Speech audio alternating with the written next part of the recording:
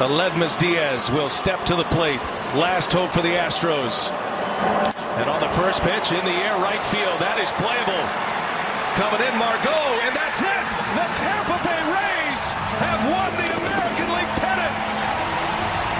The Rays are going to the World Series.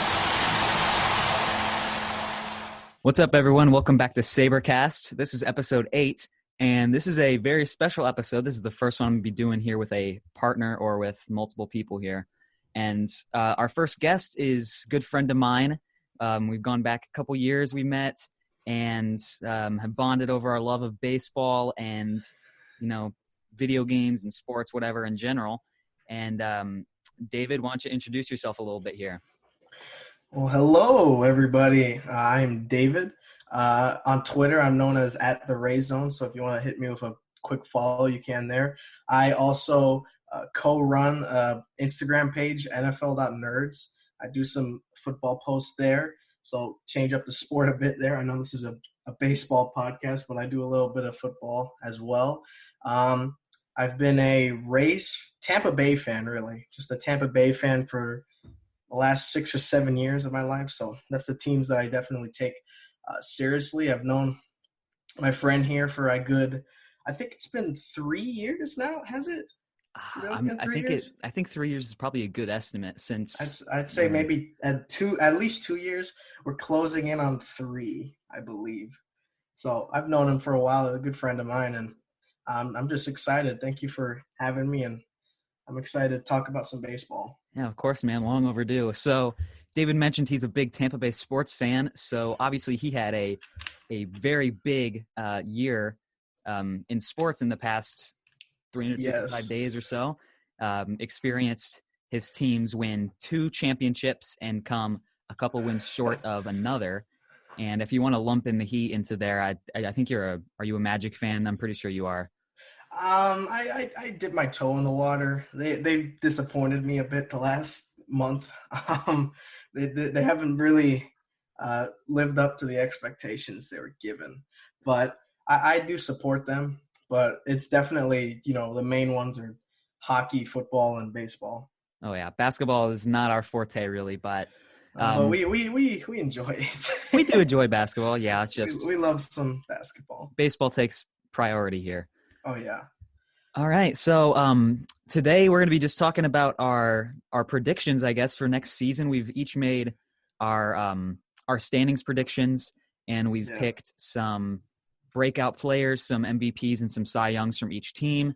And I think we've predicted awards and then made our playoff brackets. So we've pretty much predicted as much of the season as we possibly could.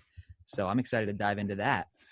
Yeah, I definitely at least put a lot of effort into trying to figure out how everything will go with my notes here. I got a lot of notes, so I'm ready for any topic you throw at me, hopefully. Well, I certainly took it seriously as well, put a lot of effort into it. All right, so I feel like it's been a fairly quick off season. I don't think that I feel like the turnaround from the World Series to now has been honestly pretty smooth. Yeah, I think so too. I think it was a bit of a quiet start, obviously with the COVID season and the 60-game season that kind of postponed the kind of swiftness of potential big moves. We didn't see a lot of big guys sign till late. And, there's still a couple possible candidates that are free agents right now that some teams could pick up if they wanted. But I do think that once we got to December, everything just moved completely quick after that. Right. Well, baseball is one of the sports where the offseason seems to drag out a while and free agents don't sign till closer to spring training, whereas in the NFL and the NBA, like as soon as that clock strikes, then all the big names are going off the board and are signing huge deals.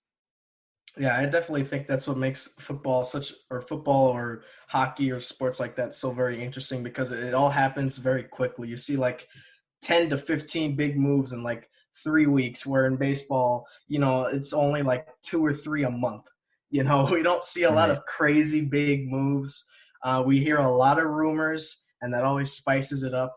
But we don't actually see a lot of huge transactions, but there were definitely some big ones this offseason. A lot of teams did well. A lot of teams did okay. A lot of teams could have done a lot better. So Right. And to that point a little bit, in basketball in particular, which I had in mind, oftentimes it's pretty much inevitable where players are going to end up going, or like you'll hear reports that the team and the player have already verbally agreed to this contract, but just haven't signed the papers yet. In the case of like Kevin Durant going to the Nets or something, where he's just waiting for like the clock to hit 6 and then he could officially like sign the papers to sign with Brooklyn.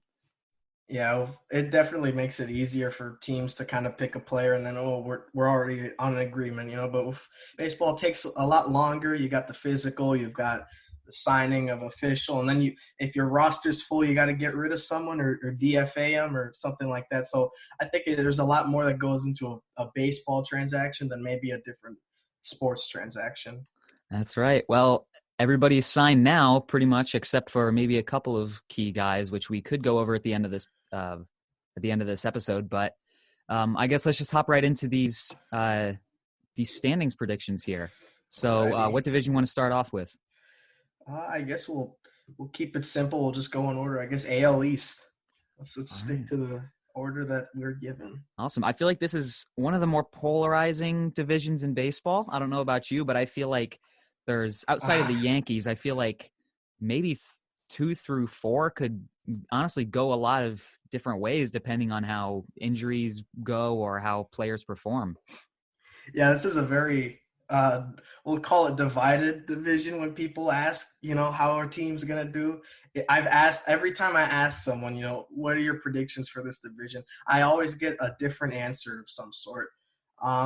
There's a lot of good teams minus Baltimore in this division, and all of them could really theoretically just have a great season. But I think it's safe to assume that, there's really like 2 teams that you can kind of see, all right, they're definitely making it. And the other 2, maybe, they'll be close, but they don't really have enough, if that makes sense. I agree with that. And I'm assuming we're talking about the Yankees and Rays, right? No, I was talking about the Blue Jays. Oh, you're talking about the Blue Jays. I assumed since you're a Rays fan that you were on that. Well, I've at least a Rays Twitter. I'm a bit of a polarizing Rays fan, specifically with how I feel about this season. Right. Well, it's hard for teams like the Rays, low budget, whatever. Maybe it's hard to remain ecstatic about the direction your team's headed. Well, I definitely like the way they built a roster. Once again, even with limited resources, they were able to kind of get a decent roster out, but I do expect some regression this season for this roster. They traded Snell, was not a fan of that move. They let Morton walk. They tried to save $3 million. They didn't even get him back, so that didn't help either. They didn't really address catcher that well. I know they're very high on Francisco Mejia, the former top 100 prospect, but he has not really lived up to the expectations.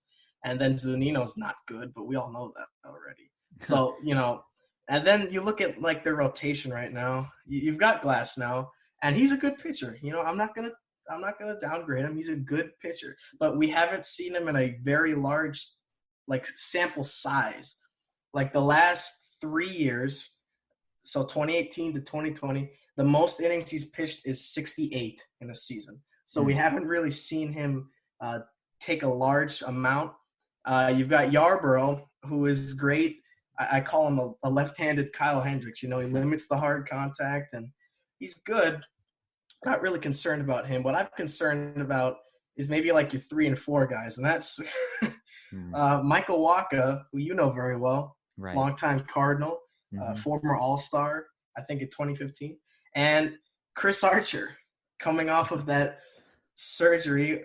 I was very high on him in his first time with the Rays. One of my favorite players to watch. He had that great stretch from 2015 to 2017, and I enjoyed watching him so much. And he kind of went to Pittsburgh, and let's just say it didn't go so well. Did not do very well. The Rays completely fleeced them in the trade, and now Archer's coming back here after a surgery that was done that has a history of pitchers doing bad after getting this surgery. I have a couple examples here.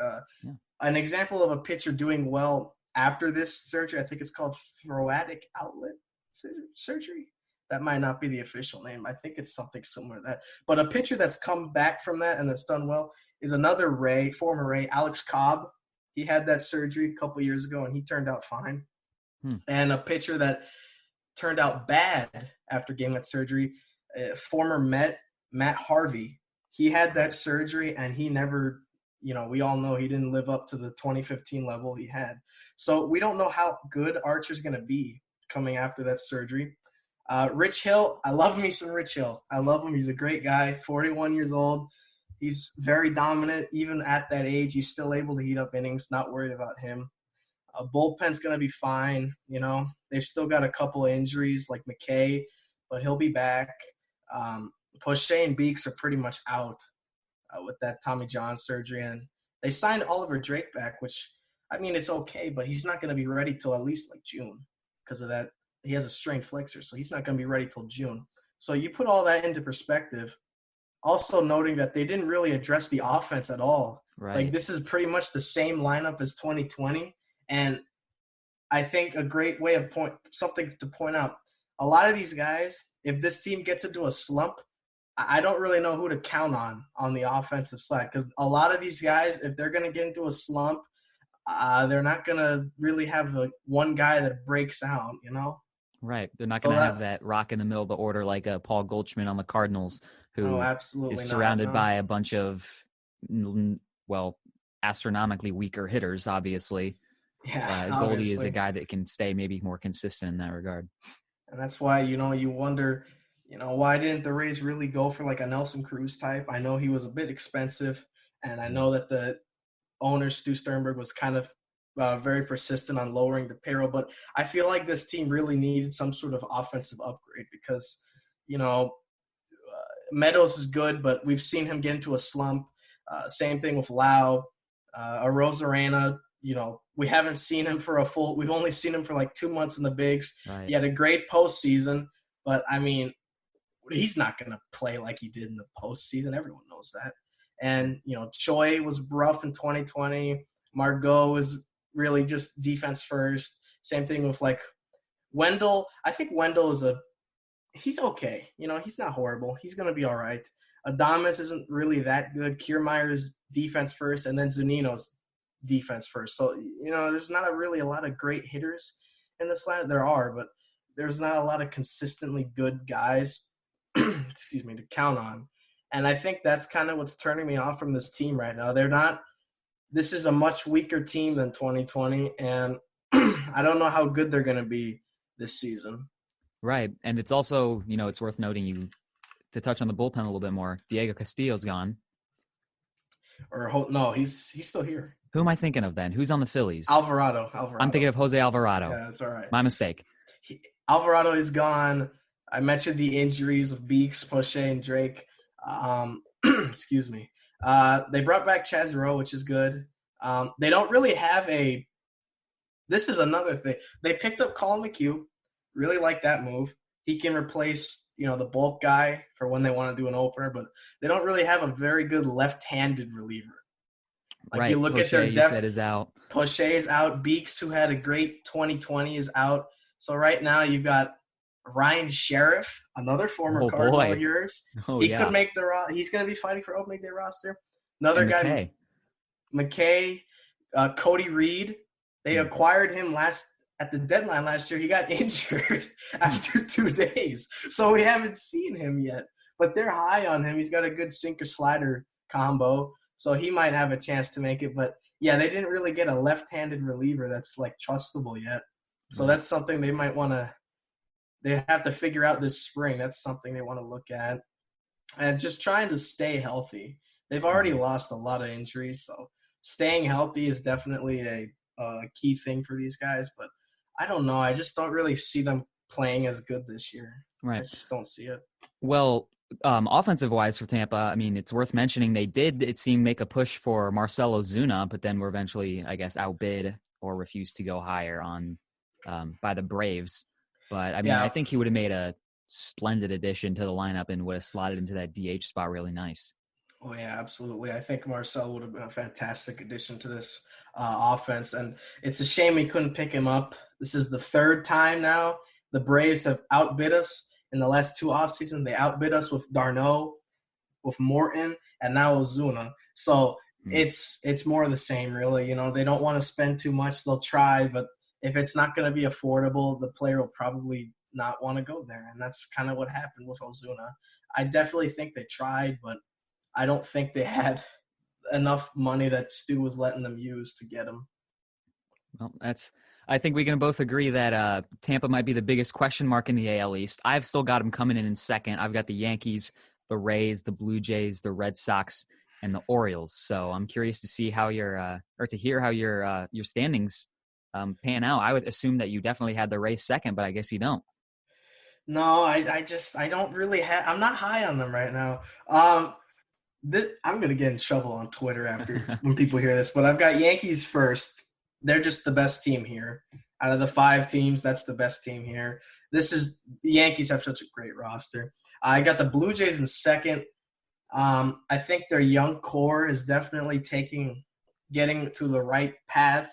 They picked up Springer, top 3 center fielder in baseball, fantastic hitter. They didn't really address pitching, so that's really the biggest issue. Mm-hmm. They got, Kirby Yates for the pen, but no really starting rotation help. So That's their biggest question mark. I have Red Sox 3. I think people really sleep on the Red Sox, in my opinion. A lot of people just overlook the roster, but they have such a good hitting lineup. Mm-hmm. Bogarts is good when he's healthy. JD. They've got a couple like sleeper guys that if they get on the right foot, they could potentially be good hitters. Vasquez, Renfroe, Enrique Hernandez. They still got Verdugo, who they're very high on. I think the only issue for them is how's the rotation and how's the bullpen going to be? They picked up Ottavino. Then they picked up Matt Andriese, a lot of like kind of no names. And the rotation right now, they don't have Chris Sale yet. Still not healthy. They've got Evaldi, Eduardo, hopefully comes back healthy. They picked up Garrett Richards, who I'm very high on. I really like Garrett Richards. I was hoping Tampa would pick him up. Very disappointed that we didn't. And then you've got Martin Perez at 4 and Nick Pivetta at 5. So not a powerful rotation, but I think it'll be similar to 2019 where the offense kind of carries them most of the year. And I think that's really going to play a role. And then in 4, I have the Rays. I think the Rays are going to regress this year. I don't want them to, but I really think they are. They're just not good enough this year. They didn't really pick up much. 2020 didn't help the look of the offense. The rotation has got question marks. Other than Glasnow, Hill, and Yarbs, we don't know how good Chris Archer is going to be after that surgery. And Michael Wacha, clearly they see something that no one else does, because put it plain and simple, and because you saw him in 2019, he's not been good. Yeah. He has not been a good pitcher, and it's not because, he's getting unlucky. He's just a bad pitcher right now. And they're paying him $3 million, which is a lot for Tampa.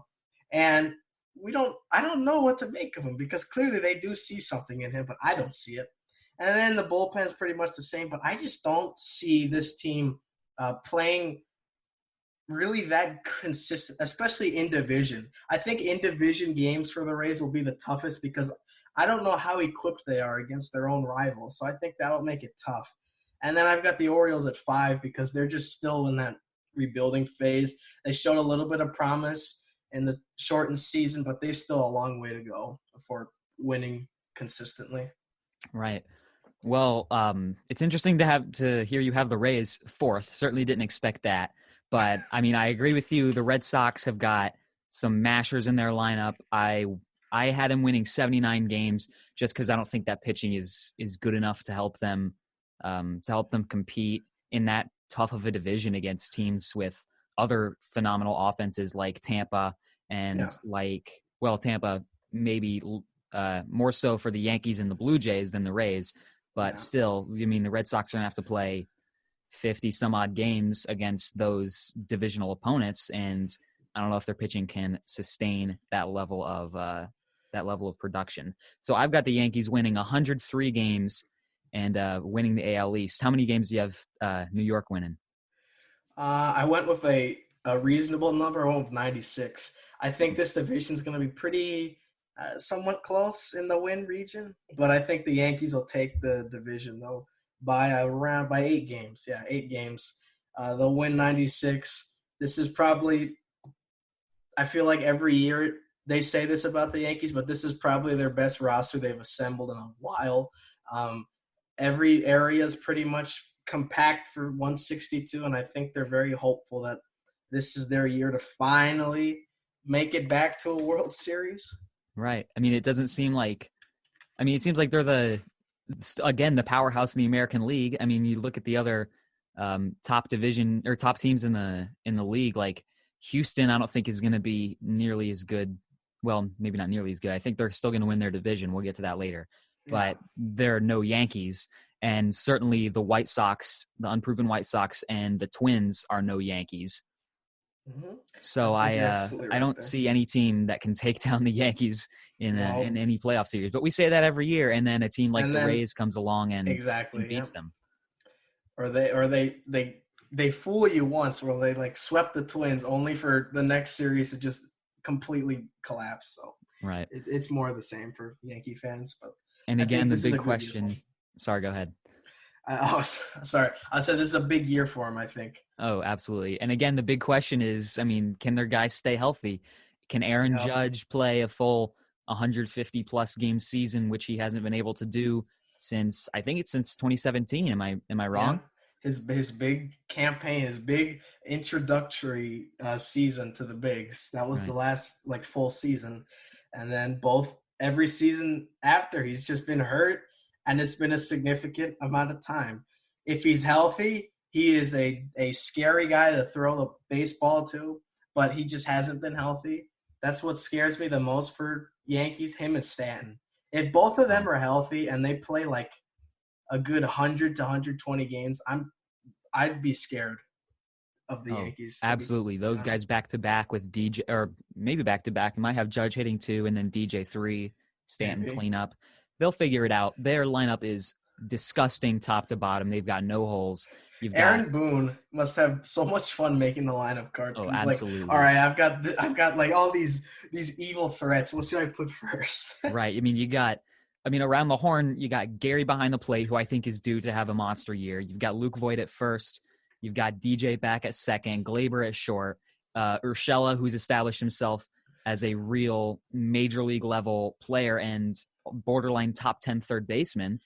And then around the outfield, Clint Frazier is going to be playing a lot of games in left this year. He's been gross when he's been up. Aaron Hicks, phenomenally underrated center fielder, and then Judge. That's a scary lineup. Right. Wouldn't want to be them. And their pitching, I mean, is obviously they don't have a slouch pitching staff at all. Garrett Cole to head that, and then after that, it's Kluber. We have to see how he comes back after the injury. They traded for Tyone, who I think that's a sneaky good pickup for the Yankees. They get him. And then you've got Jordan Montgomery, who we have seen before succeed. And coming off of that suspension, they've got Domingo Germán. I like the player. I don't like the person. That's what I usually say for cases like that. But he's okay. He's not like – he's a fifth starter, and that's exactly what they're going to use him as. Right. So that's a decent rotation. That 1 through 3, if they're all clicking on all cylinders, that's a good 3 that'll get you through. And then their bullpen is already great. Chapman, Britton, and Chad Green are a great three-headed monster. They signed Darren O'Day. That's a sneaky good signing. Mm-hmm. They picked up Justin Wilson, like 2 sneaky good signings. And then they've got Loaisiga and Sessa for long relief, and Albert Abreu, I guess, for blowout games. I don't know. We forgot to mention for Boston, we were talking about their bullpen. Completely forgot they got Adam Ottavino from the Yankees. They did. They picked up Ottavino. Very strange to see an in-division trade. When I'm playing franchise, I never like to do them because it always seems wrong. Right. So to see it happen in real life, it was pretty shocking. But you understand why. Yankees need to make space. I think they're luxury tax champions this offseason, so congrats to them.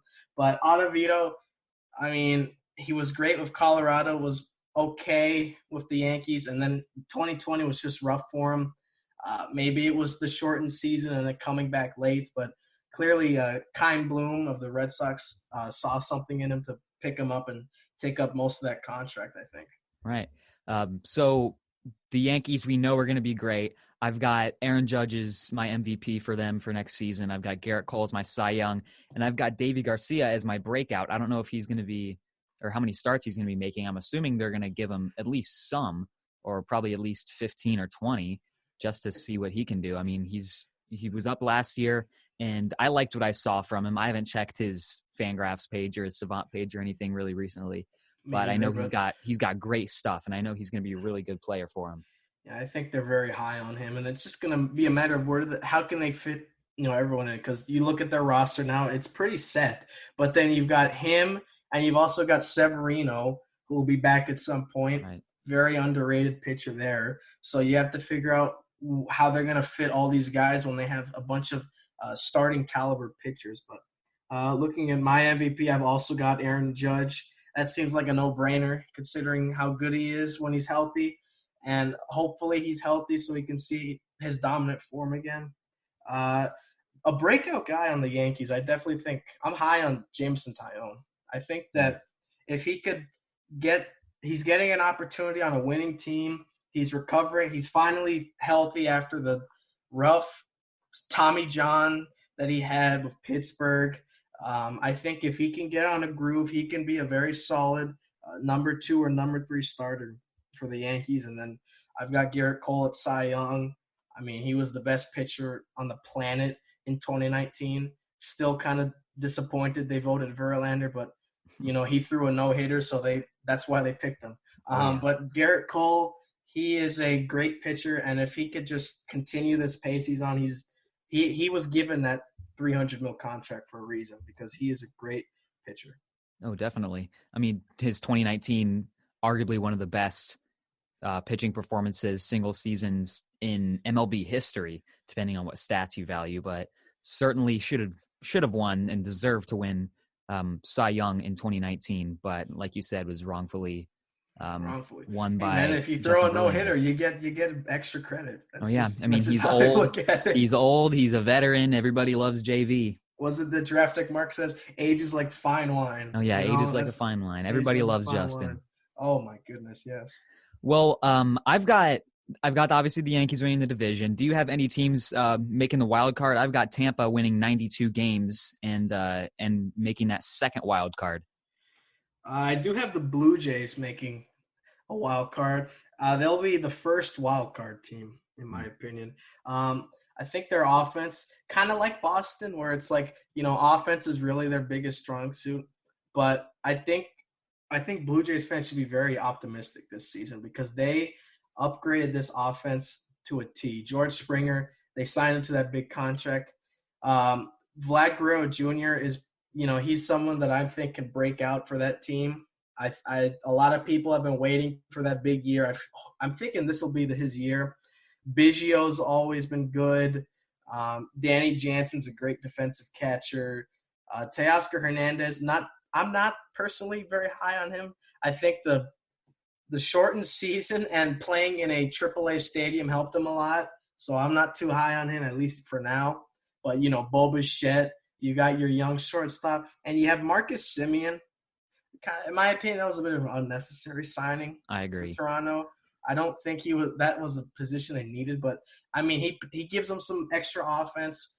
I don't know why you're playing him at second when he's a shortstop, but I'm going to let Charlie Montoyo control his lineup, but It's a great offense. And, the only issue is the pitching staff. There's a lot of question marks in the rotation. We already know Ryu's a good inning eater. Robbie Ray, I don't know if he was worth $8 million this year after the shortened season. He's a question mark. Nate Pearson, I like him a lot. Fun fact, he went to my high school. Ooh. And I think that he can be very good. He's also like a breakout candidate for them. And then 2 more question marks, Tanner Roark and Steven Matz. Right. So, definitely they could have used another starter. They could get one. Odorizzi is still available. Toronto, if you're listening. And as for bullpen, They did address it very well. Kirby Yates, they picked up Yates. They signed Tyler Chatwood. I think that's an underrated signing. He can get some nice ground balls for you there. And just a couple other guys in that bullpen that could be pretty solid over 162. So I'm pretty high on Toronto. I like the way their roster's been constructed, and I think that this is the year we start to see that the rebuild end and it becomes competitive phase. Right. I've got Toronto winning 87. If I'm doing my math right, you have them winning 88, correct? I do. Awesome. Well, we're similar in that regard, I guess. And then I have Tampa just winning a few more games than them. Moving on, I mean, Boston, I have them winning 79 games, just under 500. And then I have the Orioles being bottom feeders. I think the Orioles are headed in the right direction.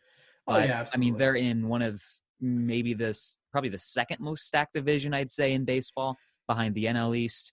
And I don't see them winning more than maybe 60 games. It's going to be hard for them to really find consistency. There's some positives, obviously. You're getting Mancini back. He was able to beat that cancer. Very happy for him. Mountcastle we saw a little bit of him, and he was pretty good. They signed Freddie Galvis. I mean, that's a veteran, I guess. Mm-hmm. There's a couple young guys you can look at. Austin Hayes, Anthony Santander. Is that how you say it? Is it Santander? I guess it might be Santander. That's probably how he pronounces it. I've heard it both ways, so I call it different every time. But I got him as the breakout for that team. He was pretty good in 2019, and then 2020 was kind of in that someone they could look at to try to keep. I know they let Renato Nunez go. He was like their home run hitter just a year ago. He hit like 30 in 2019, so that was a little surprising to me. But yeah, they got like no pitching. Like John Means is their ace. That's not something to be proud of. Man, he's awful. John Means is their ace, and then your number two is probably is it really King Felix? Is that their number two? I starter? suppose maybe Asher Wojciechowski. Is that how you pronounce it? Maybe he could be the rotation. Jorge Lopez. Their whole team is a mess. This pitching staff is not going to win you games. I don't even know who their closer is. I guess it'll be Hunter Harvey this year. He'll get a chance. Maybe Tanner Scott gets some of those save opportunities. Tanner Scott, he's good. Sean Armstrong was their closer for a little bit, I think, before. But who's the rotation? Oh, Keegan Akin. I've never heard of that name. Hold up, I'm getting this Orioles rotation. This is an interesting rotation because I don't think I've only heard of Means and Felix. The other three I've never heard of. Keegan Akin, I don't know. Cole Stewart. Okay, Cole Stewart, that is someone. Yeah, Brandon Bailey. I don't know. We could be here all day. In the bullpen, you got who, like Richard Blyer? Is he still there? I don't know. Didn't he get traded to Miami? I can't even know. Oh, I don't know who the Orioles are sending. Oh, he is on Miami. Or did they did trade him? Yeah. Well, for what? Nothing. They don't have a good team. Cash consideration. Yeah, they're not good. They're not gonna be good. Are they gonna be like the worst team in the AL? Probably. I don't think there's any teams that are worse than that. I guess you can make an argument for the Rangers, but the Rangers at least have pieces that are gonna win for them. So right. I think Orioles are the worst team in the American League. I don't think there's any discrepancy at that.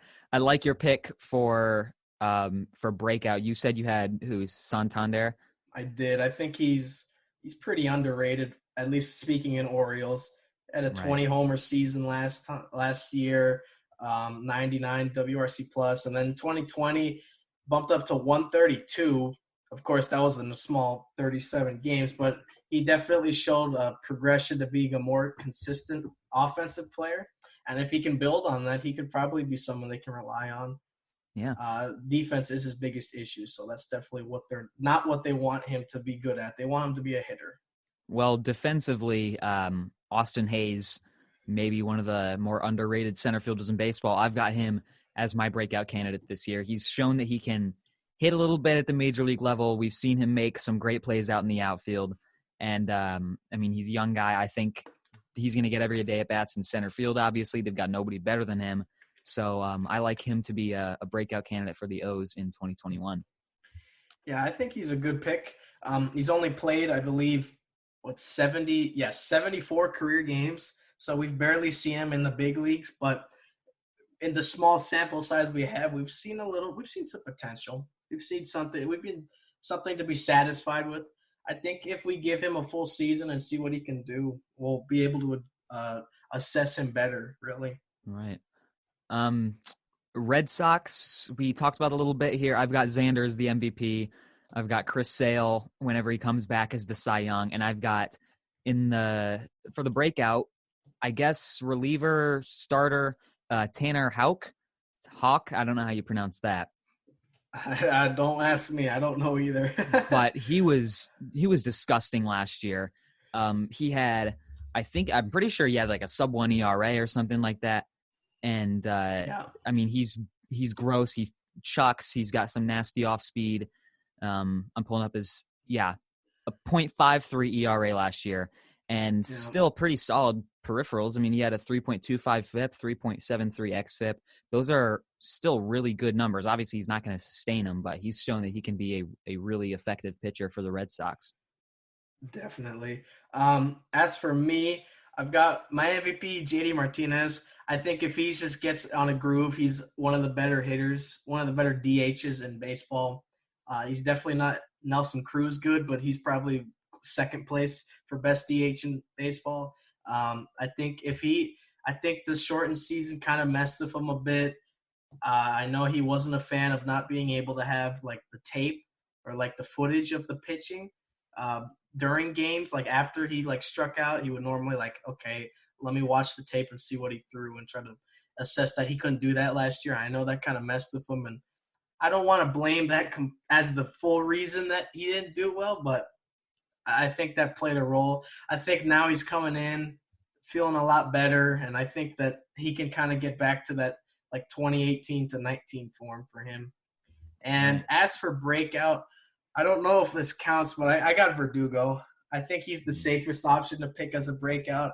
I think when they did the Betts trade, a lot of Red Sox fans weren't, fans of it, but I think this year will be the year that they're very happy with what they got back in the Betts trade. I think Verdugo performs very well for Boston, and I think that he could be that kind of center field face for the rest of the future if they don't bring back JBJ. Right, and he's got a lot of talent. I think he's going to be a really solid player for the Red Sox in the near future. So that'll cover the AL East. Moving on to the AL Central, I feel like this one, the division, like how the teams are going to finish, I feel like might be pretty self-explanatory outside the top two. But even then, I feel like, I don't know. I mean, the Twins and White Sox, two really good teams. I feel like as many people that have the Twins finishing in first place have the White Sox finishing in first place. Yeah, I could see that point, but to me, I think the Twins finished in first place. I think they didn't do much this offseason, but they pulled. I think they're good enough to be better than the White Sox. I do have them winning by one game, so take that with a grain of salt. I think it's going to be a fun back and forth battle between those two teams, but I think Twins barely will win the Central. I love their offense. Their pitching staff is like the weakness. I mean, they have Jay Happ in their rotation. Not very happy about that if I'm a Twins fan, along with Matt Shoemaker. They got a nice bullpen. They picked up some good guys, but the rotation is the weakness. But I like their team right now. I like the Twins at first and then White Sox at second. Right. Curious, how many games do you have the Twins winning? I have them with 88. I think that Twins get 88, White Sox get 87, and then every other team in that division is 500 or lower. Wow. I was just curious because I have the White Sox finishing in first place by a single game over the Twins. Really? I've got those teams winning. I didn't do the math really to say I didn't add up all the wins and losses to make sure they were the same number. So these win totals could be impossible, but I have the White Sox winning 96 and the Twins winning 95. I mean, it's a pretty bad division outside those top two. And maybe, the Indians I have the Indians going over 500, but the I have Royals and the them. I Tigers are have the pretty bad. Indians. I've got the Royals and Tigers. I got them both under 500. We don't need to get into them. They're not that good. They're not going to be very good. Indians, I have at exactly 500. 81 wins. 81 wins and 81 losses. I think that's a fair estimate. They traded Lindor. They don't have Clevenger. They got rid of him at the deadline last year. Jose Ramirez is good. I like Roberto Perez, but like the rest of these guys aren't that good. I know Reyes and Rosario are like great home run hitters, but they can't defend at all. Mm-hmm. So, and to have to pick which one to start, it's not a fun idea, I don't think. Right. And without, I mean, they still got a great rotation. Bieber, Plesac, is it Cavalli or Savali? I don't know. Who are we talking about? Aaron Savali? Aaron Cavalli? Oh, Aaron. I think it might be Saval or Savali. Okay, Aaron Savali, Tristan McKenzie, they're high on him. And then that fifth spot is really like a roster battle. And then the bullpen's all right. But, yeah, I think once they traded Lindor, that cemented all right, we're done competing now. You know, that run they had in 2016 is now over. Their window for competing is pretty much over, in my opinion. Yeah. I mean, I have them winning 84 games, and obviously their big offensive contributor who I have winning their team MVP is Jose Ramirez again. We know how good he is. He's arguably a top, maybe people might put him in their top 3 third baseman. I have him in my top 5, but I mean, there's a case to be made. He's been phenomenal the past few years and should have won MVP this year over Jose Abreu, RBI merchant.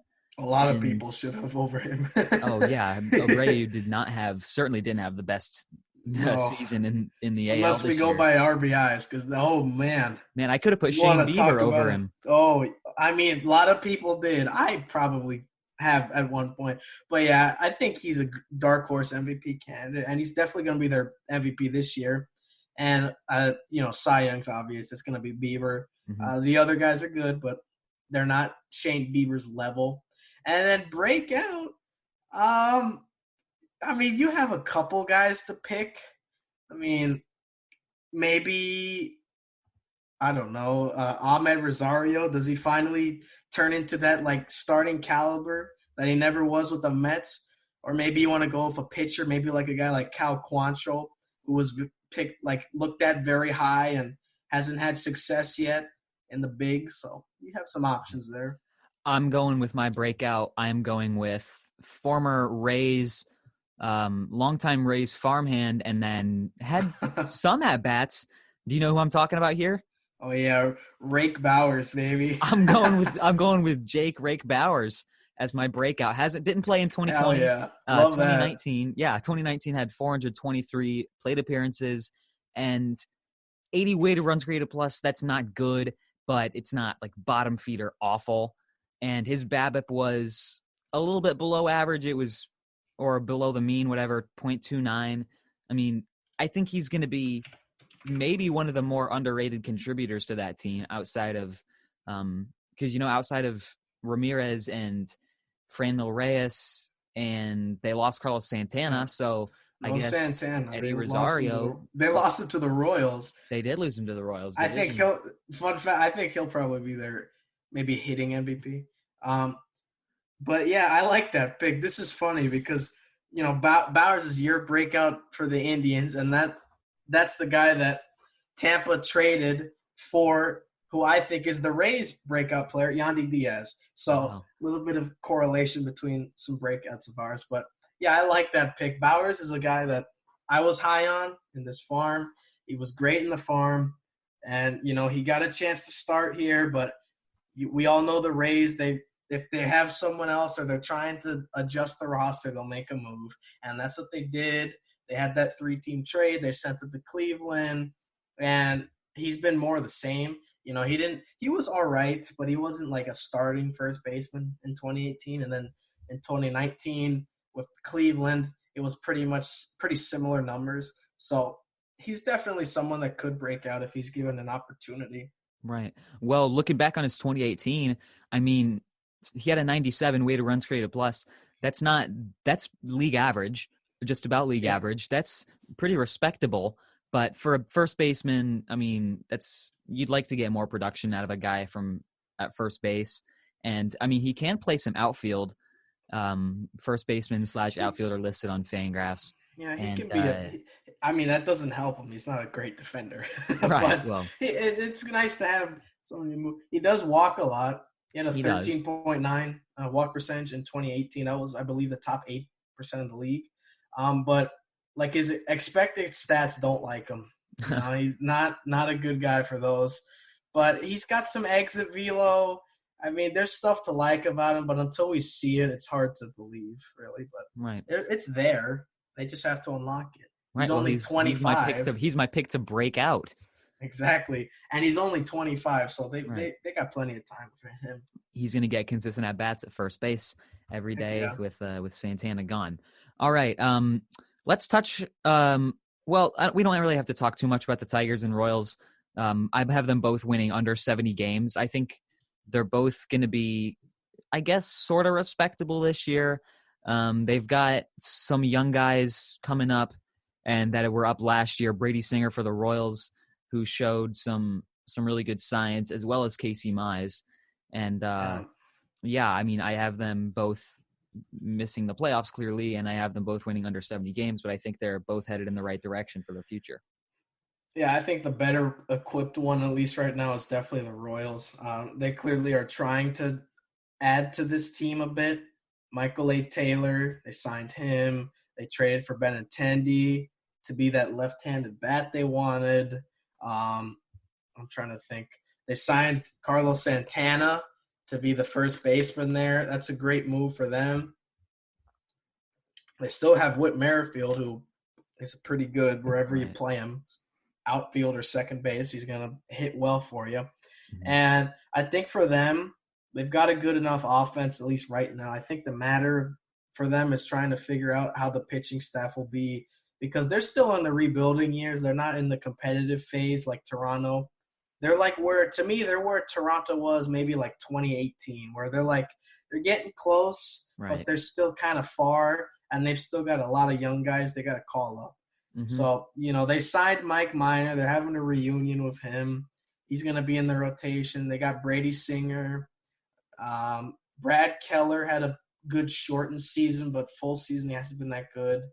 And then the bullpen, that's somewhere you got to try to figure out what you want to do. I know they picked up Wade Davis. They're going to try to fix him back to regular form. And they also picked up Brad Brock. So that's two veterans. And they've got a couple young guys in that bullpen. Josh Staumont. Ooh, I love Staumont. Yeah, I love him. He's going to be fun to watch. Scott Barlow, Jesse Hans there, Kyle Zimmer. One of my favorite names in baseball, Richard Lovelady. Oh, gotta love that left-handed reliever. Yeah. He's gonna be fun. And you've still got Jacob Junis as well. So I think if they figure out how they want to run with the pitching, they could win like 75 games. To be honest, like they're not that off in my opinion.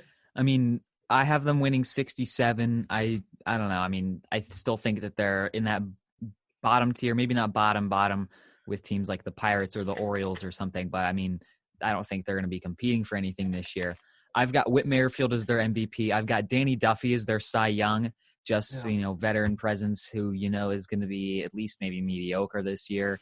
And then I've got Brady Singer. If you want to count that as a breakout, I think that in a full season, we're going to see some good stuff from him. I got pretty much the same as for like awards for them. Merrifield's going to be their MVP. He's their best hitter. Their Cy Young, probably Danny Duffy's probably the safest choice because the other four are kind of question marks. And for breakout, I got to go Josh Staumont. He is a fun guy. He's electric. I think there was one game where he threw like 2 pitches at 102 miles per hour in like the same at bat.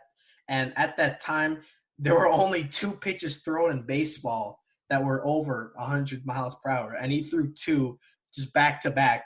Like it was just another day for him. Mm-hmm. So I like him, and I think he'll be a fun reliever to look at. Yeah, man. Watching the Cardinals play their interleague games against him. I mean, he's Oh, scary. He's yeah, you got a gross. chance to look at him in depth. Oh yeah, I mean, he's coming out with those long golden locks in a man bun. However, he's doing his hair, whatever. Yes. Oh my goodness, him and Richard Lovelady might be What a the dynamic best combo. duo.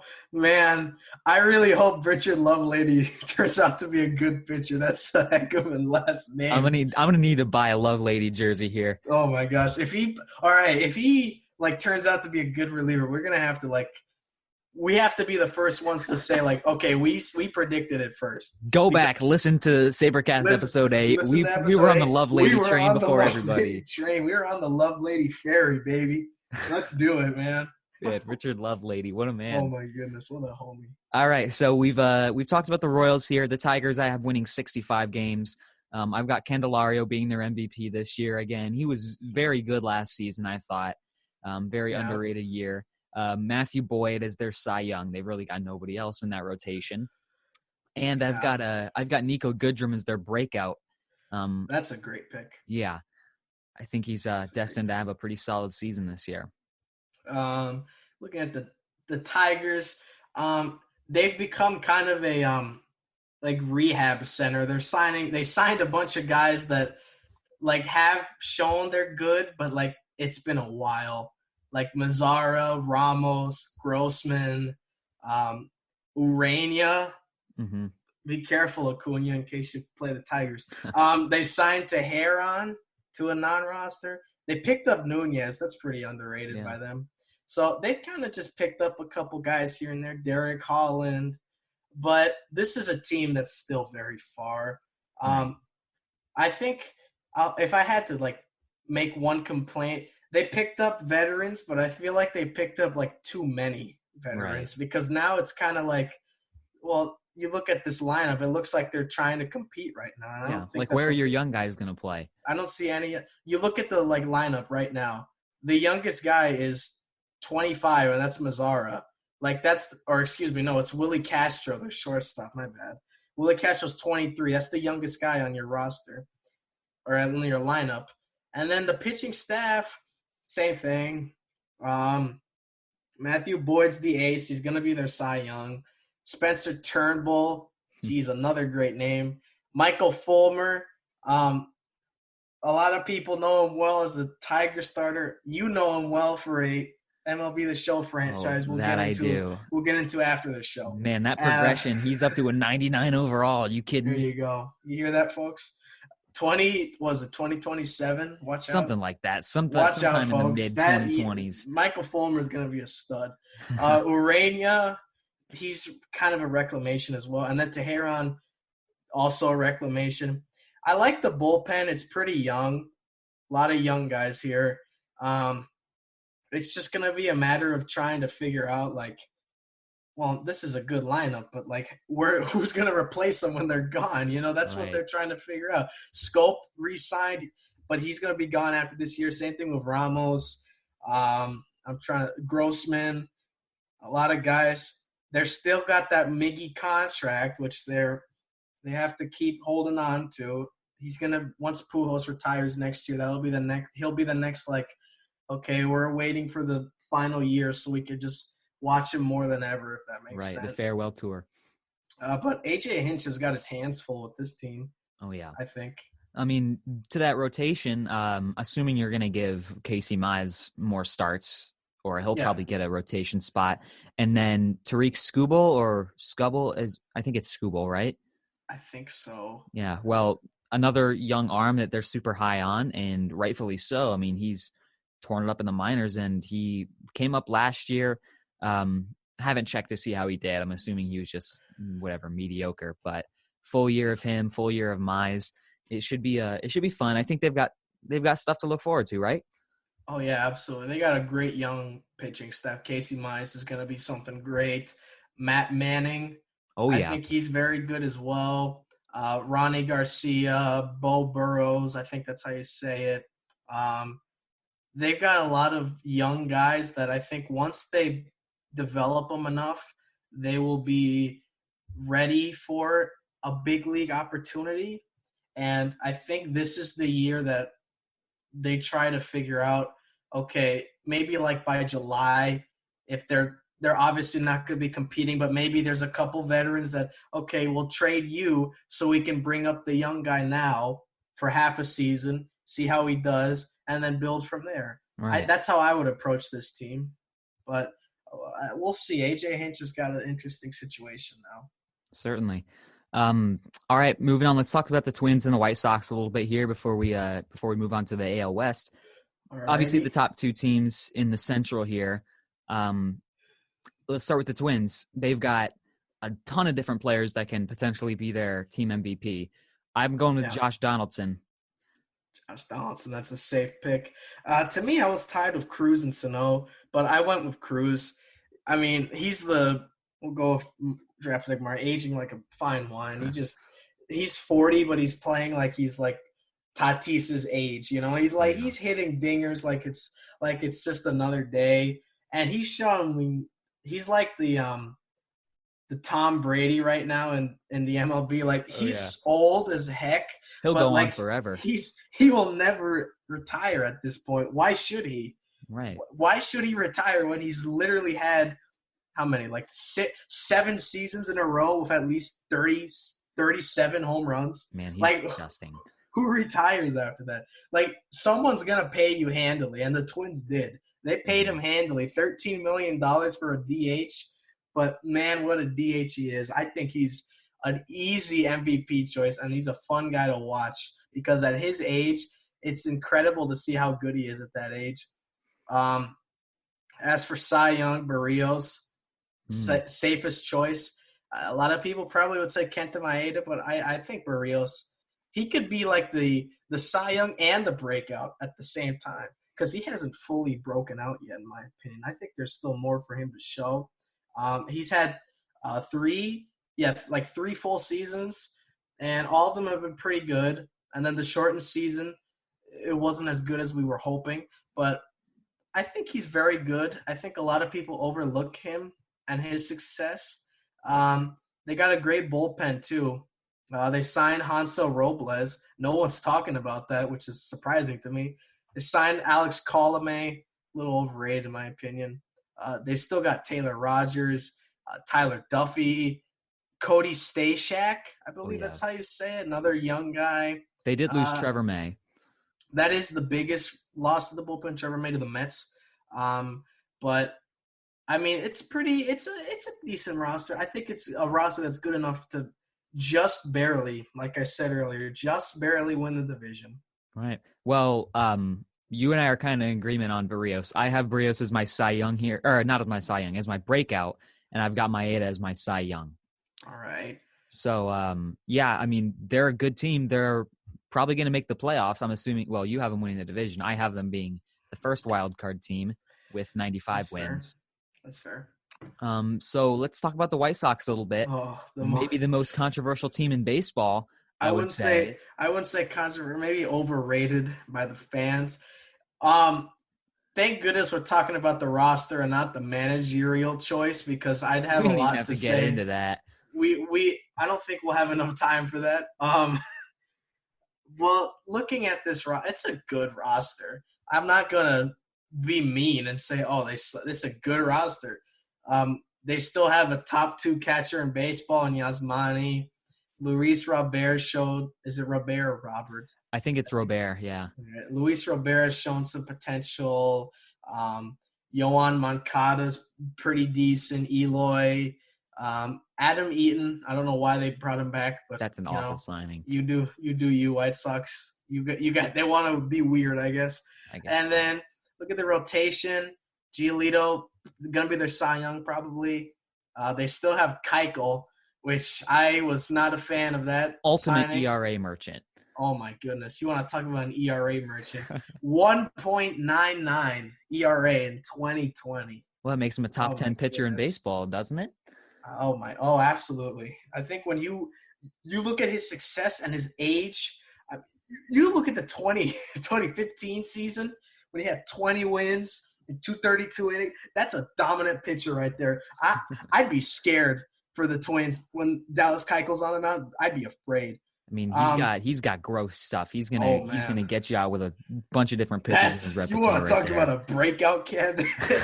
That's a breakout. He Anyways, might be the AL Cy Young, man. oh my goodness, man. They traded for Lance Lynn. Kind of stupid, to be honest. I don't know. Lance Lynn's not bad, but you traded Dane Dunning, who I like a lot, and Yeah. that seems like an excessive haul for someone that's going to leave after the season. Hmm. There's no way he comes back. And you've got Dylan Cease. I like Dylan Cease. He could be a breakout candidate. And then Carlos Rodon is still here. I don't know why. As for bullpen, this is a pretty fun bullpen to read off names. Crochet Liam alone. Crochet alone. Then you pair him with Hendricks, Aaron Bummer, Jimmy Cordero, Michael Kopech. Oh yeah. He might start in the bullpen. Longtime starter Reynaldo Lopez, Cody Hewer. They don't have Jace Fry. I think he had surgery of some sort. But that's still a pretty solid bullpen. This is going to be a team that's going to win. I'm not going to be mean and say that, they're not going to win. This is going to be a team that's going to make the playoffs. Are they going to be good enough to win in the playoffs is what the question is, because they clearly went all out with trying to add to this. I don't know if Tony La Russa is going all out, but hey, you do you. But, I mean, it's a pretty good roster, and I think it's pretty balanced, all things considered, and I definitely have them making the wild card. Well, we both think they're going to make the playoffs. I've got Eloy Jimenez winning their MVP. I think he's going to have a monster year here. Interesting. I could give it to Abreu again and feed into that Abreu RBI train, whatever. Underrated. No, he's not. Whatever. I've got Lance Lynn winning Cy Young. I think he's going to be. I think he's going to be really good in his contract year, and he's going to go get more money this offseason. And then I've got Robert as the breakout. I think people maybe overrate his 2020 a little bit. He was fantastic in center field. He had like a 7 or an 8 OAA. The defense is there. Defense is there. Yeah, Absolutely. but I mean, offensively, he had just had an average offensive season, and I do think he's going to take a next step though, and become one of the more potent bats in their lineup. Yeah, he's weird because I've got people telling me he's a top 10 center fielder, but then when I ask him why, and it's like, oh, the defense. But, like, it was a 60-game season. Like, I'm not going to – when I look at, rating, I like to something that's very important to me is volume. I like – if you're consistently good, then I'm going to put you higher on a list. But if it's, like, maybe, like, one good year – and then sandwiched between like two so-sos, I'm not going to rate you that good when I combine them. This with Robert, like it was 56 games. Like I'm not going to put him at the top 10 yet. Like I've barely seen him. I can't put him in my top 10 when I've barely seen him play. So that's what I have. That's what I'm thinking with him. I do agree with you though. He'll probably be the breakout because we saw him do well in 56 games. Let's see how he does in 160 games. That's what we need to see. And then MVP, you could give it to like a couple people. I think for just namesake, I'll say Grandal. I think he's a safe pick because he's just a great catcher. He's definitely not like he hits. He's not like a what's it called? Like an Austin Hedges where he's a fantastic defender but horrible hitter. He hits well and he fields well. So he's an easy MVP for me because of just how good he is as a catcher. And then I got Giolito at Cy Young as well. Awesome. Well, I've got White Sox, Twins, Indians, Royals, Tigers. You've got Twins, White Sox, Indians, Royals, Tigers. So pretty similar. We think the Twins and White Sox are both going to be neck and neck for that top spot. Awesome. So we just talked about the AL Central. Let's go ahead and dive into the AL West. I feel like this is probably the most obvious division to predict. I feel like the order, at least for these teams, is pretty easy unless you want to maybe switch around 2 and 3. But I've got Astros winning the division again, Athletics, Angels, Mariners, Rangers. Oof. All right. Is that completely different than what you have? No. I have the Astros winning, yeah. And I have the Angels at second Ooh, by a game. wow. I have the Angels in second. They're gonna miss the playoffs, but man, I know they disappoint every year, but this lineup is just so good. Like it's really hard to not be optimistic about the lineup. It's very good. Hmm. David Fletcher, Mike Trout, Anthony Rendon, Justin Upton if he's in a groove, Otani as a hitter. I mean, you can argue it's a top 10 lineup in baseball. Like, and I think you have offense and you have your pitching, and I think a good offense can sometimes carry a bad pitching sometimes, and I think the Angels are in that situation once again. They kind of were in 19 and 20, but the pitching was so bad that the offense couldn't save them. But I think this year they'll change and they'll have not a playoff berth, but at least a 500 record for the first time. And I don't even know. I don't remember. Well, you've done a fantastic job rebuilding that team in Out of the Park baseball. So, Oh, I mean, yeah. if you were taking over as the general manager, then they would already be World Series contenders. Oh my goodness. Yeah, probably. This is a bit off topic, but what are your thoughts on the former Cardinal, now Angel Dexter Fowler, now leaving for the big halo? I like the deal for the Cardinals, and not so much for the Angels. I think the Angels, I don't know. I feel like you could have gotten more at bats out of somebody else in the outfield. I mean, you're taking away at bats, I guess, from Joe Adell now because Yeah, I don't know what they're gonna do with him. yeah, just because Justin Upton's going to be your guy in a. Let me just say, I did not like the Angels offseason at all. No. They technically they did address their needs, but they did a horrible job addressing them. Yeah, they missed like, on what Bauer are you big doing? time. Trevor Bauer, you could have got him. I understand he doesn't like Mickey Callaway, and after the report 2 weeks ago, I don't think anyone does. And then you missed out on Paxton. I mean, if you had gotten Paxton, that would have been great. Like, he's great. And then, I mean, I could go on. They did trade for Raisel Iglesias. That's one good thing they've done. They gave up no Ramirez, though. That is so it's like a yin for a yang. You traded a good guy for probably better, potentially. But let me just go through with this. Let me tell you their offseason, at least the more recent.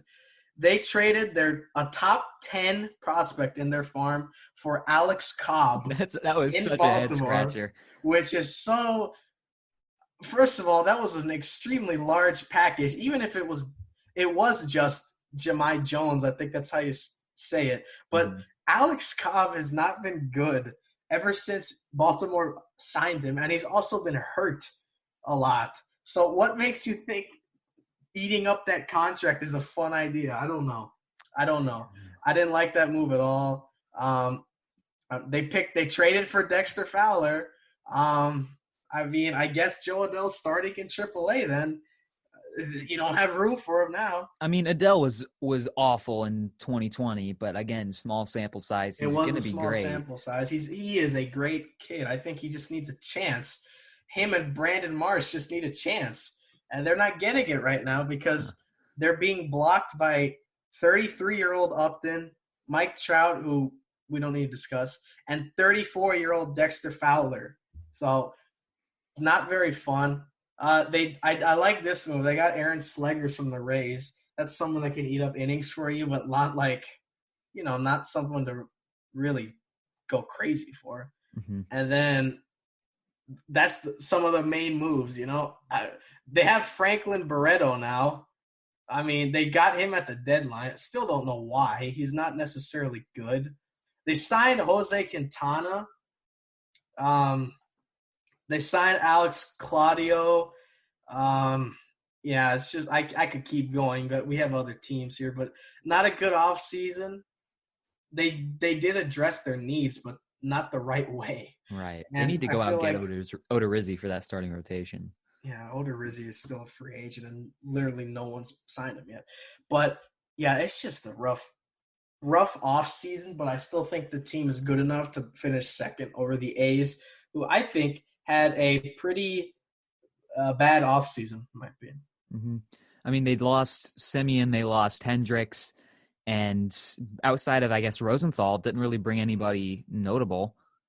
No, they didn't really. Let's just check really quick.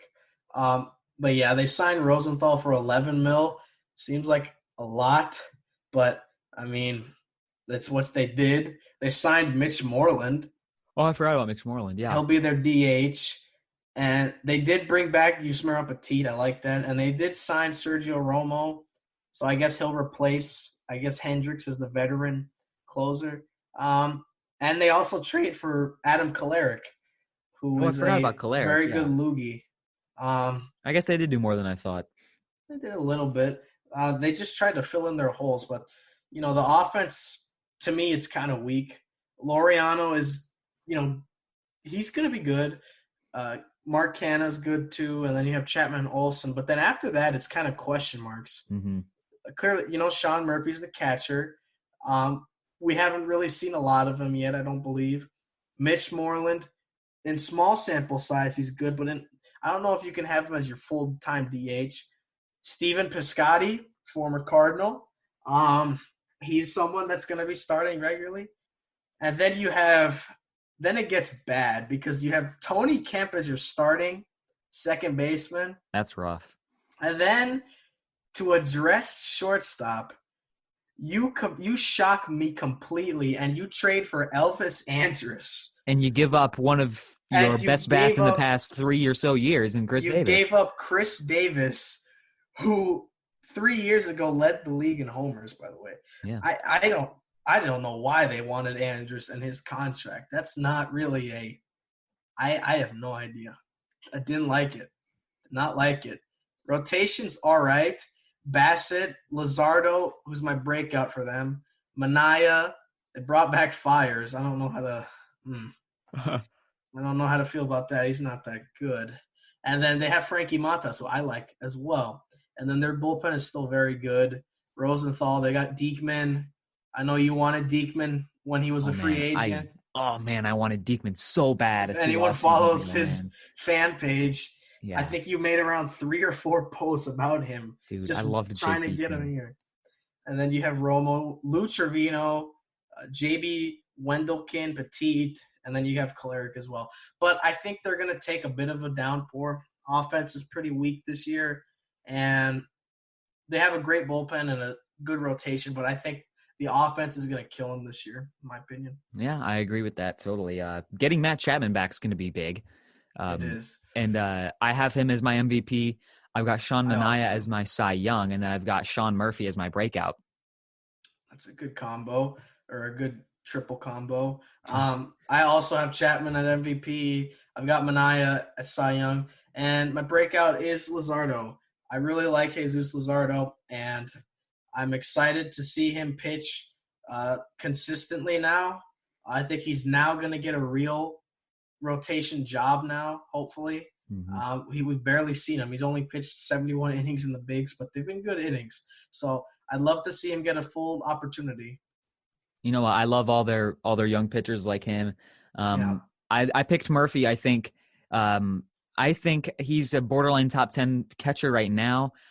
He's been fantastic since he entered the league. He's got a 130 or better, whatever, weighted runs created plus since entering the league. Yeah, 133. And, 133. That's one of the best among all catchers. I mean, that's right up there with guys like Real Muto and Grandal. Maybe not on Will Smith's level, but I think he's one of the best young catchers in baseball. I think he's going to take that next step, and I think he's a really good player. Yeah, he definitely. Of course, it is a small sample size, but he was fantastic in 2020. Top 9% of the league in exit velo, top 9% of the league in hard hit percentage, and he also walked 17.1, top 3% awesome. Of the league.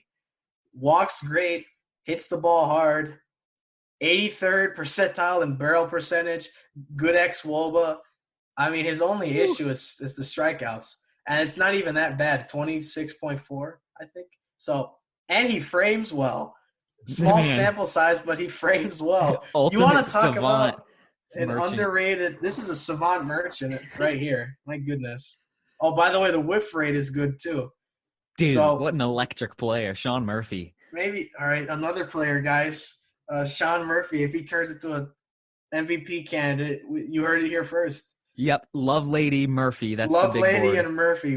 One of us will have the Sean jersey, and then the other has Love Lady. That's how we'll roll. Amen. I'm all about that. Let's hit back to the Angels for a second and hit Yeah, those of awards.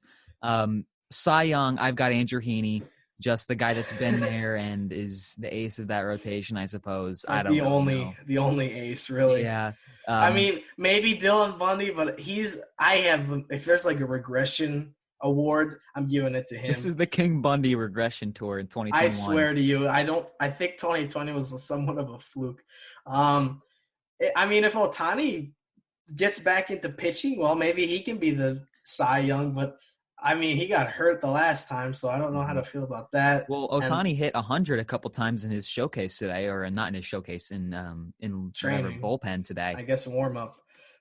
That's a good sign. I think he could be a Cy Young candidate, but for safety, because he might get hurt, I will agree and say Andrew Heaney, and MVP is Trout. Don't need to discuss that. Obviously. Everyone agrees. No one disagrees. If you do, you're not. This isn't the sport for you. And looking at breakout candidates, I'm gonna go with Griffin Canning. Ooh, love me some Griffin Canning. I like him. We haven't seen much of him, but I like him enough that maybe heading into July, he's maybe their best pitcher. I don't know. I think he's only 24. Like, he's so young. And 2019, we saw him do pretty well. And then this was the shortened season, but it was still decent enough numbers. I think he definitely has a chance to do very well.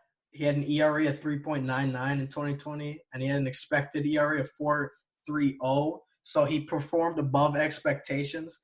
And I think that he's definitely going to be someone to look at if you're an Angels fan. As for, like, who's going to be that ace when all these other guys leave, maybe it's Griffin Canning. Well, I like that pick. I've got Jared Walsh as my breakout. Ooh, okay. Potentially going to be a great bat for that Angels team. Let me see Jared Walsh. Yeah, so Trout is the obvious MVP pick. Maybe 1 out of 100 times. Oh, I forgot Rendon. this. Kurt Suzuki signed with them. So they do have Forgettable. a catcher, I guess. He's not a good catcher. No, they not also at brought in all. Juan Lagares. So, Game Angels, you tried, but, I mean, maybe they thought it was like 2016 or something. I don't know. Well, those are the teams in the middle. Let's hit on the Astros at the top. I've got the Astros winning 94 games and winning the AL West. Alex Bregman's my MVP. He's the best player on that team by far. I got him. I have him as well. He is a unbelievable talent, and he's just such a great hitter. It's not even really a discussion. Right, he's stellar. You look him, Correa, and Brantley's a scary trio. That's not even mentioning Yordan, who was out for, I believe, 2020. I think he was hurt. And Altuve. And Altuve, he's still good. To people's dismay, he's still very good. We can jump into all that rant against Astros trash can fools if we want to, but whatever. We'll save that for another.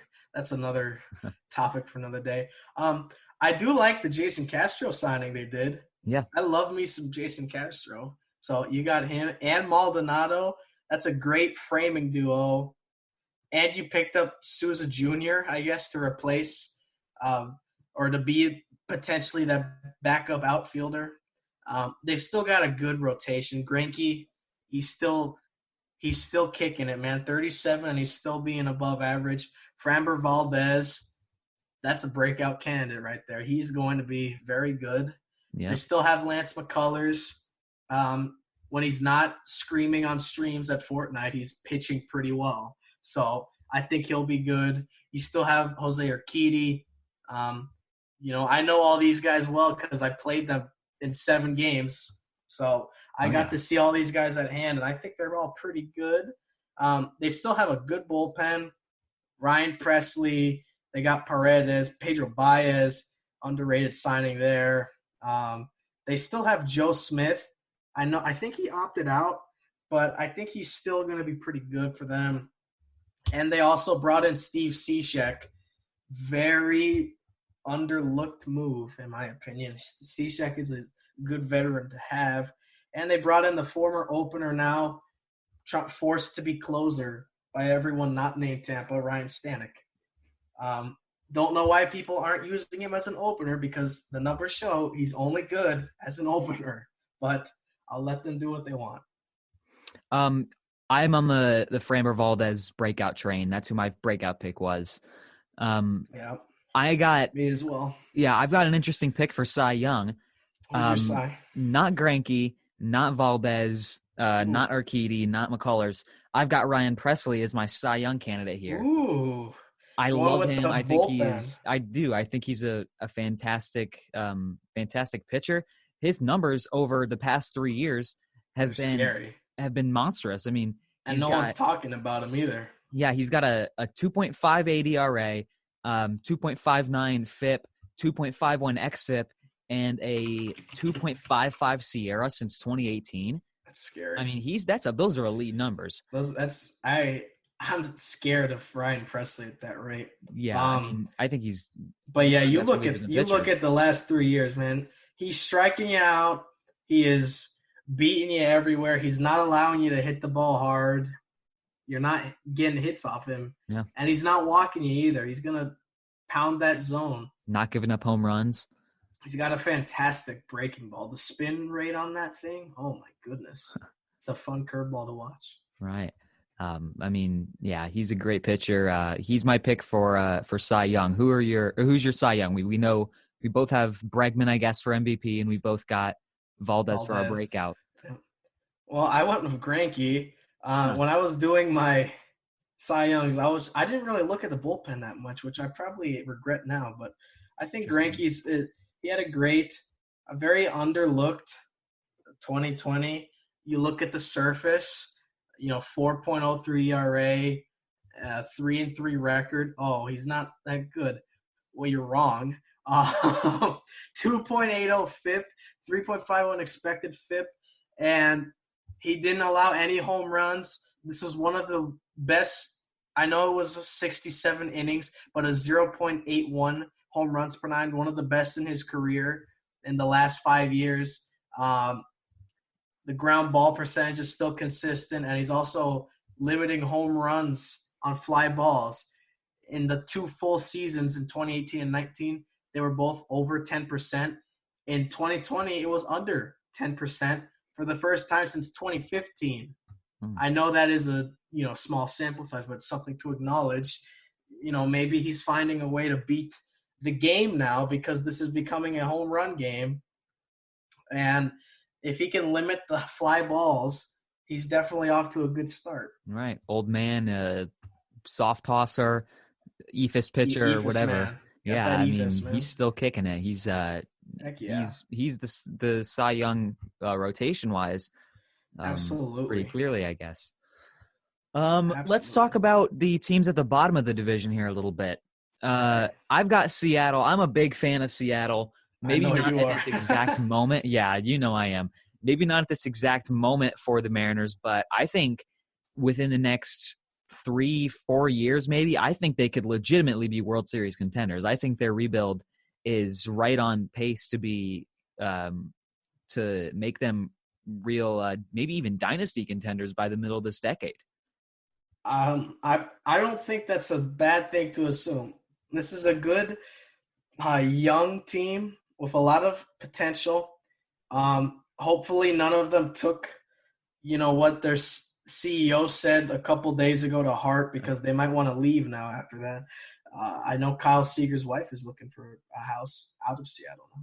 He's not part of the long-term rebuild, I know, but to announce that they're not bringing him back before the season started. That's pretty awful. That's okay. We could get into what he said.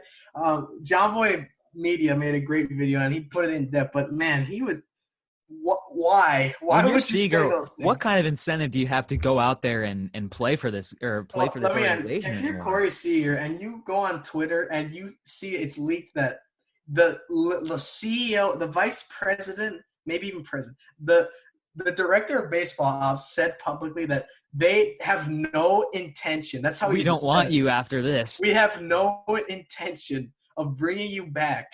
And he also said that he's overpaid. Jesus, man.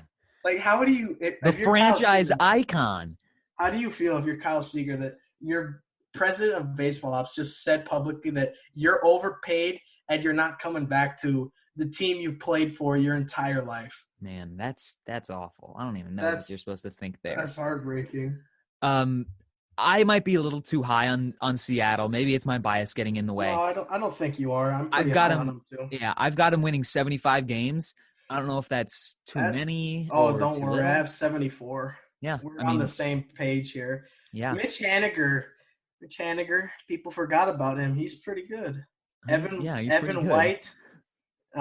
He got the 23 mil guaranteed.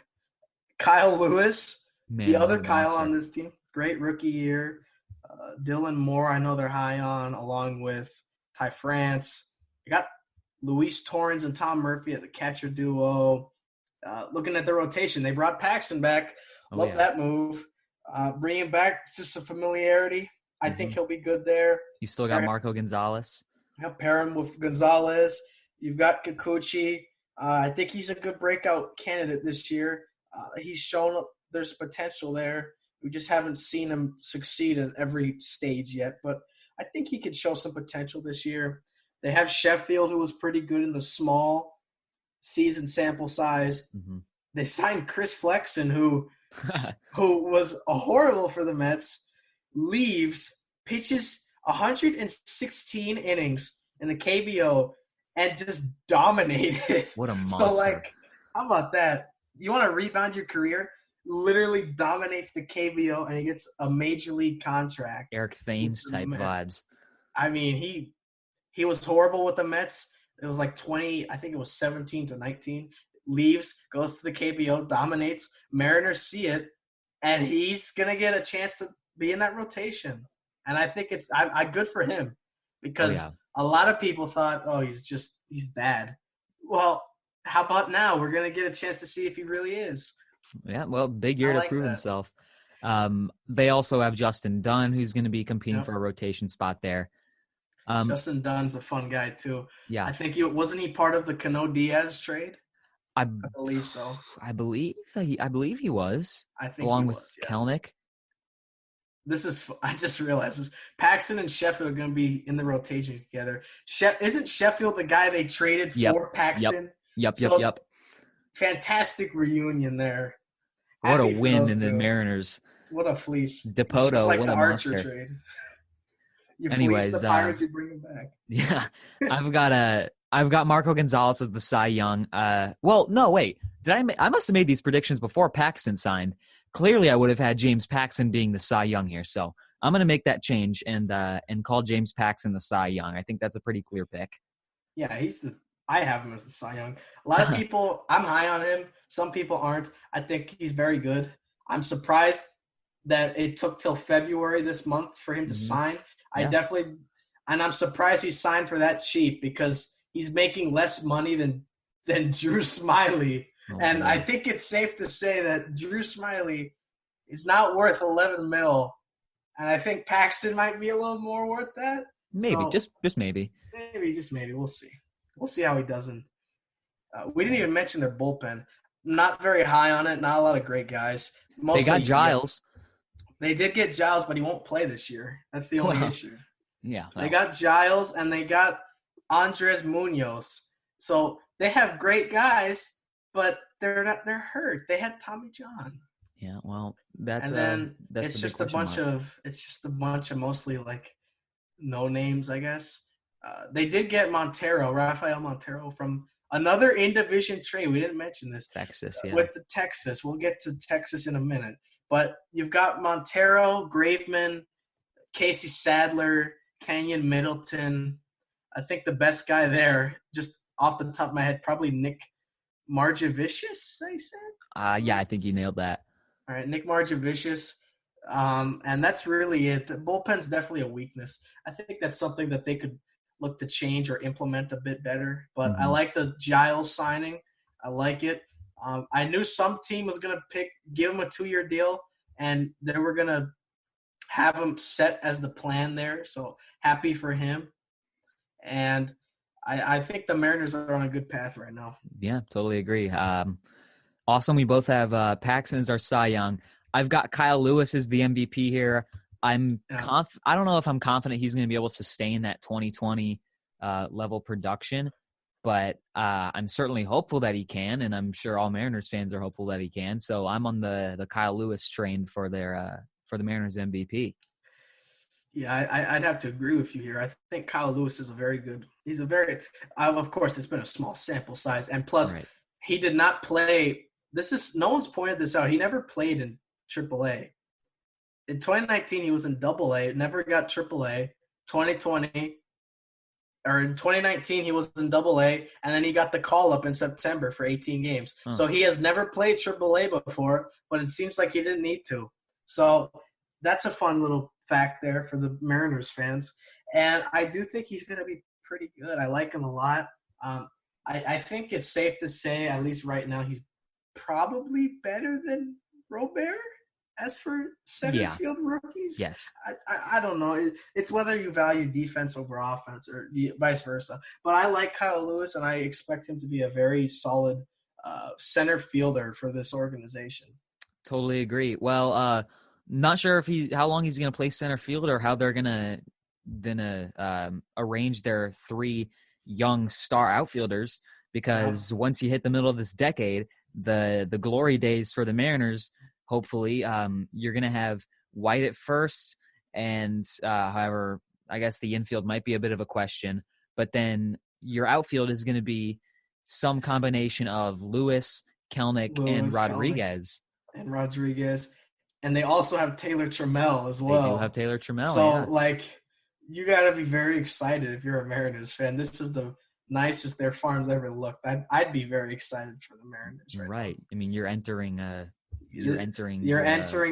this is like the last probably somewhat bad year, because once 2022 hits, you're going to start to see some progression, hopefully. Right. That's when Kelenic and Rodriguez are probably going to be up.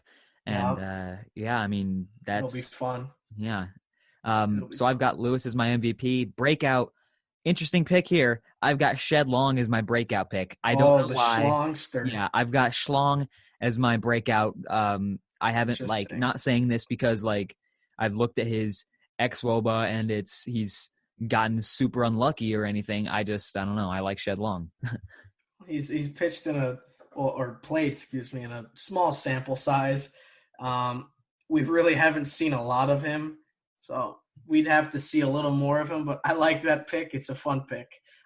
Breakout for me, it's kind of tough with this team because really it's hard to find someone that's hasn't broken out yet, because most of these guys have shown themselves. But I got to go with Justin Dunn. Yeah, I think they're very high on him. He had a pretty rough 2020, but I think that he could definitely become a good pitcher. He's a good pitcher. He was very talented in the minors. Once again, I think he was rushed, kind of like Kyle Lewis. He did not pitch in AAA. They called him right up in 2019 out of AA, and he got a rotation job in 2020.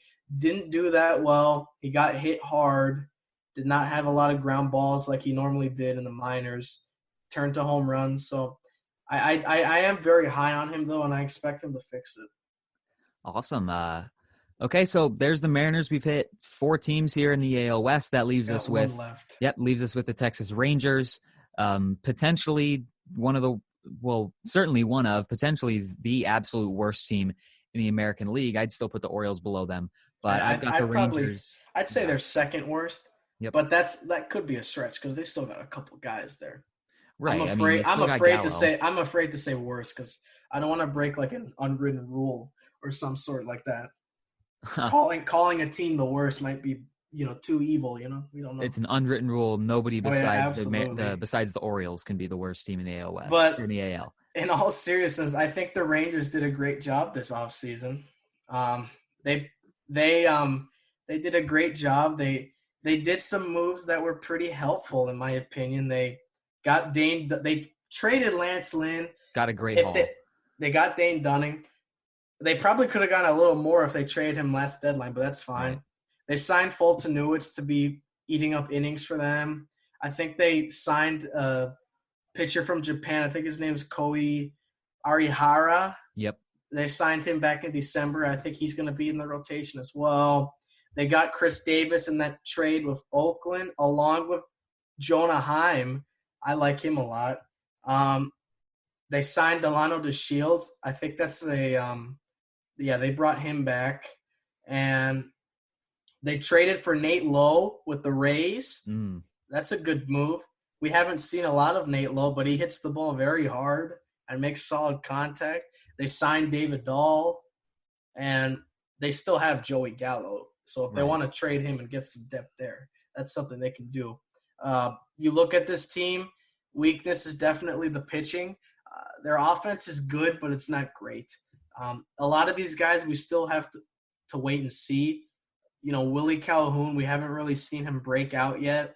Rougned Odor, I think Rangers fans are just hoping he retires so they don't have to keep starting him. Right. Nick Solak, he had a great 19 and then 20. I don't know what happened. And then Joey Gallo, he's still here. He's still the best guy on this team. He's going to be their MVP.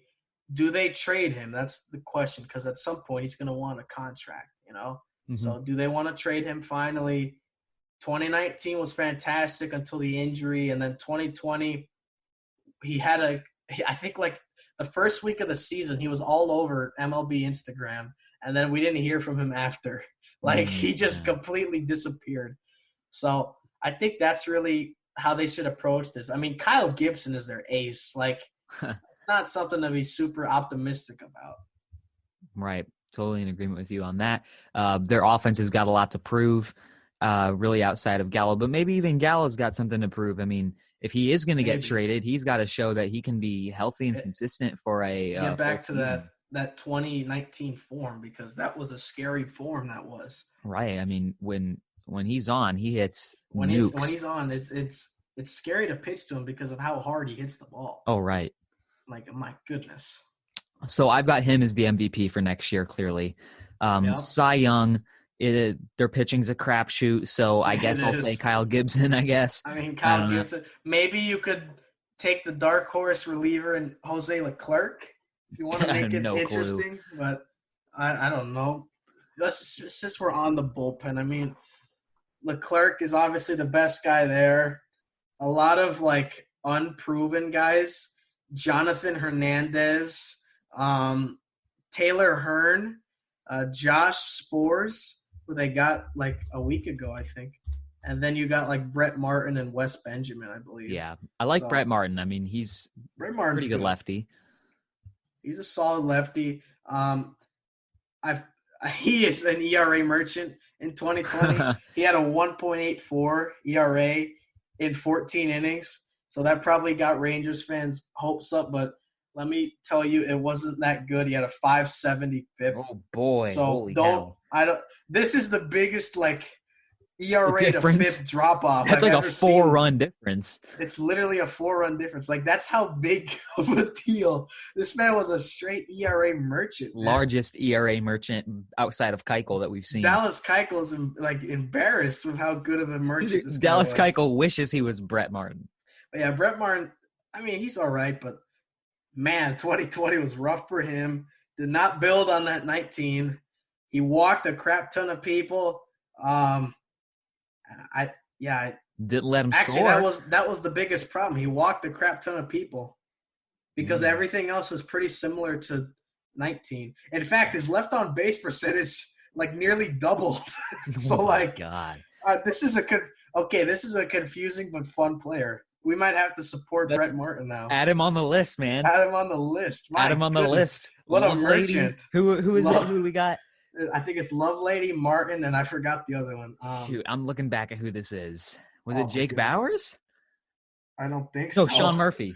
Oh, Sean Murphy, yeah. Okay, so Lovelady, Martin, and Murphy. If any of those three are good this year, we need credit for confirming that because we did. Oh yeah.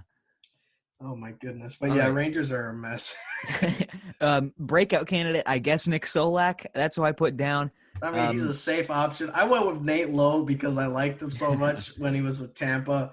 I don't think he ever got a chance here. I don't think he ever would have unless we traded Choi. And judging by how he won his arbitration case, if he had stayed a year or an extra year, maybe he would have been traded and he would have gotten a chance here. But hey, he's on the Rangers now and he's going to start over Mr. Guzman, who's not good.